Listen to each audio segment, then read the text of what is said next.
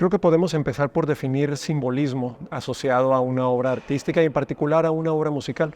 Hablamos de que una obra musical se vuelve un símbolo cuando es capaz de evocar algo más de lo que son sus propiedades musicales. Tenemos además la idea de que la música es un arte abstracto, pero nos enfrentamos aquí a la comprensión de una obra que además es muy contemplativa a pesar de que no lo parezca.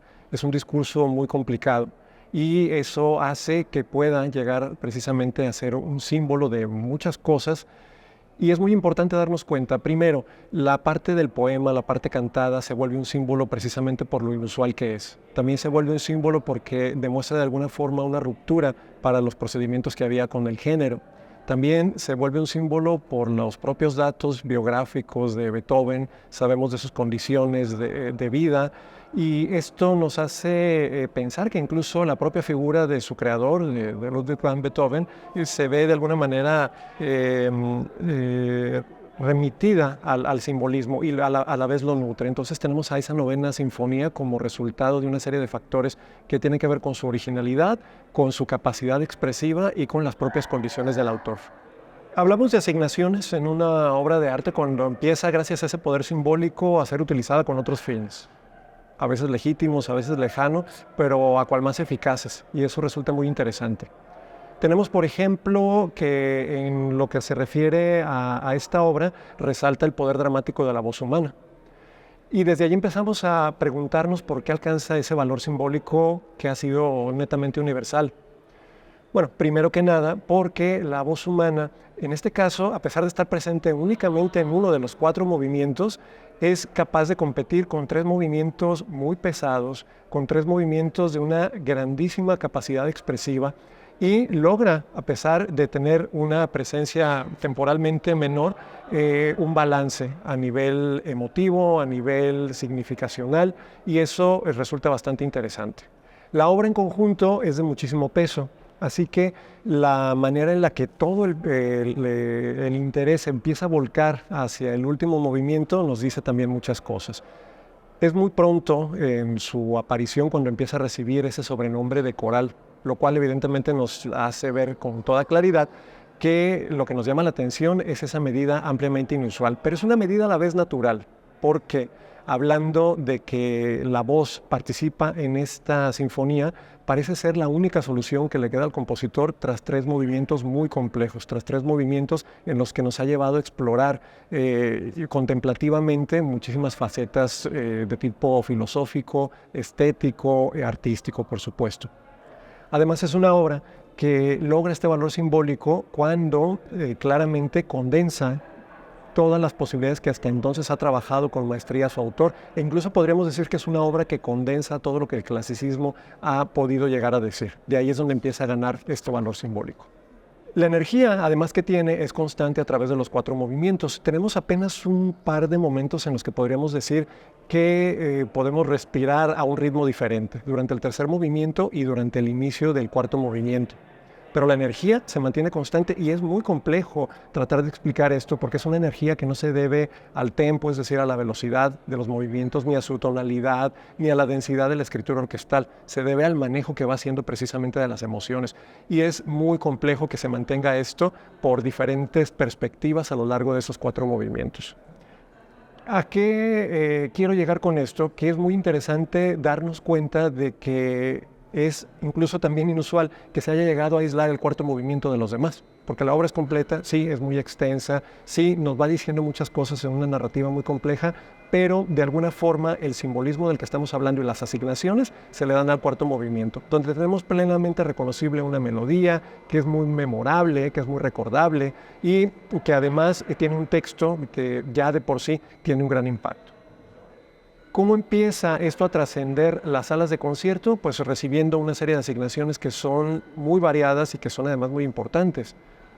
Tenemos la presencia de la novena sinfonía inaugurando la sala de Bayreuth de Wagner. Tenemos a esta sinfonía siendo utilizada precisamente para dar apertura a eventos de carácter universal, que pueden ser olimpiadas, que pueden ser partidos de fútbol, que pueden ser eventos históricos como la caída del muro de Berlín. Tenemos que se le da la asignación de ser elegido como el himno de la Unión Europea, por ejemplo. Y tenemos incluso, que siempre se ha mencionado mucho, aunque nunca se ha podido corroborar, ni siquiera por parte de los principales implicados, que la novena sinfonía, con su duración, fue la que determinó precisamente la extensión elegida de contenido que puede almacenar un disco compacto. Es una obra además que muestra su carácter simbólico a través de las versiones que ha tenido en todos los estilos. Encontramos traducciones, encontramos reducciones, pero siempre termina teniendo un impacto similar. No es necesario que la oigamos en su versión original, ni siquiera ese fragmento del cuarto movimiento, para que nos remita precisamente a evocar ese poder simbólico que contiene y que se le hemos asignado desde hace 2 siglos. Una de las primeras asignaciones que tuvo fuera de la mera apreciación artística y estética fue el uso que hizo Richard Wagner de esta obra para inaugurar su sala de conciertos de Bayreuth. Incluso ha sido adaptada para el consumo. Ha sido adaptada para el consumo en versiones netamente comerciales, en versiones infantiles, en versiones que no tienen nada que ver con la estética beethoveniana y no tienen por qué hacerlo porque ya tiene la obra una independencia a nivel simbólico.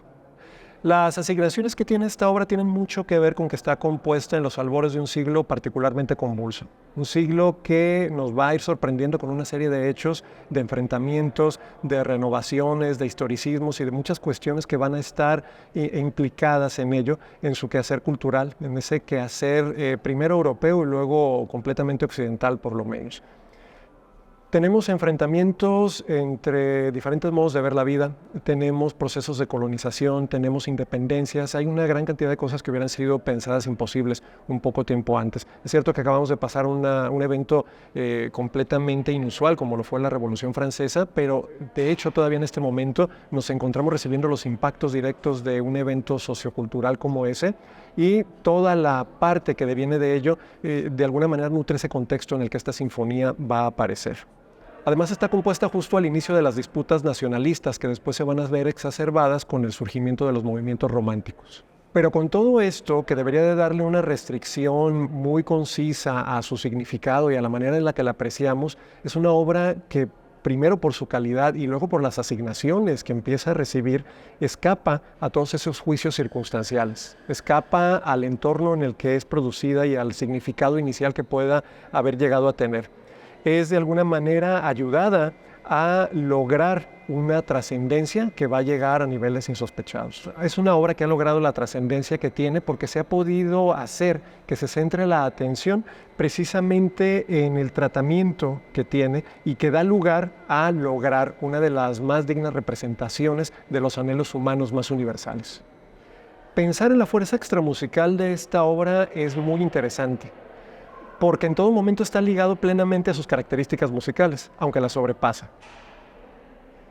Para empezar, hay que darnos cuenta de que la alegría a la que se hace referencia en esta obra no es el estado de ánimo. La alegría a la que se hace referencia en esta obra no es un estado emotivo o psicológico. La alegría a la que alude precisamente esta obra es, aún sin conocer el texto de Schiller que está musicalizado, es un estado de absoluto equilibrio. Nos lleva a pensar precisamente en eso. Y ese estado de equilibrio al que nos llama a pensar como sinónimo de alegría o como explicación de la alegría se alcanza únicamente por la superación de todo aquello que impide cotidianamente alcanzarlo. Por lo tanto, su fuerza es netamente musical, pero no actúa como un mensaje musical, porque logra precisamente resumir en sí la fuerza de lo que proviene de muy distintas y muy importantes aspiraciones humanas. Uno de los principales aspectos a destacar para empezarnos a plantear la relevancia de una obra como la Novena Sinfonía de Beethoven es precisamente que podemos pensar en ella como una manifestación filosófica a la par que una manifestación musical y artística. En un aspecto incluso banal, es una obra que se vuelve la mejor simbolización de lo que es la alta cultura o las artes más refinadas, las llamadas bellas artes, pero desde luego no es que se detenga ahí. Claro, es una obra que siempre tiene una convocatoria asegurada, pero lo más importante es que en su aspecto filosófico termina siendo asociada a la libertad, al humanismo, a la igualdad. Es una obra que incluso en sus versiones reducidas se manifiesta como un llamado a alcanzar los valores irrenunciables. Es importante que el Festival de Mayo se ocupe de este tema porque hay que recordar que el bicentenario de Beethoven no pudo ser celebrado adecuadamente por habernos encontrado en pandemia y creo que esta es una muy buena ocasión. Ya no nada más desde el aspecto biográfico, ya no nada más desde el personaje, desde la figura del genio, que es algo que se configuró durante el romanticismo y que funcionó durante mucho tiempo, pero que al día de hoy nos ha traído también varios problemas, porque hablar del genio muchas veces nos hace pensar que es alguien independiente, precisamente a su entorno, a la propia humanidad. La obra se volvió universal precisamente logrando evadir ciertos cuestionamientos de si es alemán, porque en Francia entonces ¿qué vamos a hacer? ¿Sí? De si nos habla de un espíritu revolucionario, si nosotros quizá nos consideramos monárquicos. Todo ese tipo de cosas van quedando fuera porque va llamando a cosas, diríamos, más elevadas. Y llega el punto en el que ya no es suficiente explicarla desde la genialidad, que claro que existió, del compositor. Por lo tanto, considero que es una mejor oportunidad de honrar a Beethoven el centrarnos en su obra más reconocida, en su obra más trascendente, en una obra que ha impactado mundialmente, y no hablamos nada más en el hemisferio occidental. Es una obra que ha sido utilizada incluso como himno nacional en países africanos, que ha sido utilizada con valores netamente simbólicos en Japón, y por lo tanto tenemos mucho que decir acerca de ella. Es, creo que, una oportunidad mejor de honrar a su creador, precisamente reconociendo los alcances que ha tenido después de 200 años, una de sus obras más importantes. Es una obra que siempre he considerado muy cercana porque siempre se ha pensado en ella como una de las obras indispensables que se tienen que ir asimilando si uno quiere ir acercándose a lo que es la música de concierto. Una de las primeras y más gratificantes experiencias que tuve en cuanto a ella fue que a través de la escucha de la novena sinfonía me di cuenta de lo que el papel de los intérpretes, hablando en este caso de directores de orquesta y de las propias orquestas, pueden hacer en relación a la obra. Que la obra ya está terminada, pero que tienen un gran margen todavía de acción los intérpretes. Y eso es algo que noté a través de la escucha de esta sinfonía. Por otro lado, una de mis partes favoritas es justamente el inicio del cuarto movimiento, porque se vuelve, después de toda esa firmeza con la que nos va narrando una serie de argumentaciones tan potentes en lo emotivo, llega a un espacio, diríamos, de duda, a un espacio de cavilación, a un espacio muy reflexivo en el que parece que valora el autor las posibilidades del contenido expresivo del primero, del segundo, del tercer movimiento, y termina entonces abriendo el camino para enfrentarnos directamente a lo que será esa gran conclusión que es el movimiento llamado coral. Al decir Beethoven pienso en uno de los grandes momentos de la música occidental, formal. Al decir Beethoven pienso en uno de los artistas más integrales que pudiéramos considerar, que a pesar de haberse manifestado como músico, no cerró la abstracción que le lleva a la creación a los elementos netamente musicales. Está abierto a los valores políticos, ideológicos, históricos de la índole más diversa. 200 años de una obra maestra es poder sentirnos alegres de que siga sonando entre nosotros.